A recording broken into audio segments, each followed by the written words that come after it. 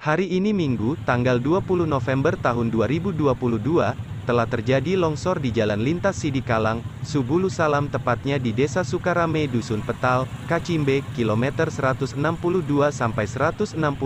Kecamatan Kerajaan, Kabupaten Papak Barat, Provinsi Sumatera Utara.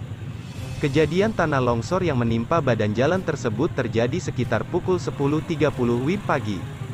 Badan Nasional Penanggulangan Bencana, BNPB, Papak Barat, Ridwan Berutu mengatakan, setelah mendapat laporan dari masyarakat tentang adanya tanah longsor, pihaknya langsung melaporkan ke Kepala Dinas Sosial, Kadis Papak Barat, Supardi Berutu, dan beliau langsung memerintahkan anggotanya segera menurunkan eskavator untuk membersihkan longsoran tanah tersebut.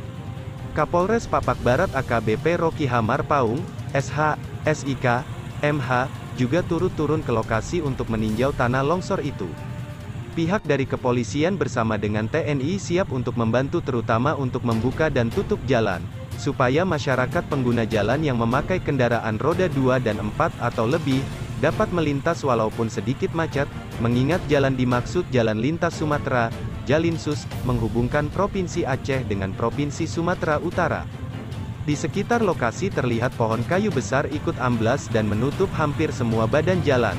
Dan saat itu juga telah dilakukan perbaikan oleh dinas terkait, sementara keterangan dari pihak Polres Papak Barat, kejadian tersebut tidak ada korban jiwa dan saat ini arus lalu lintas juga sudah lancar.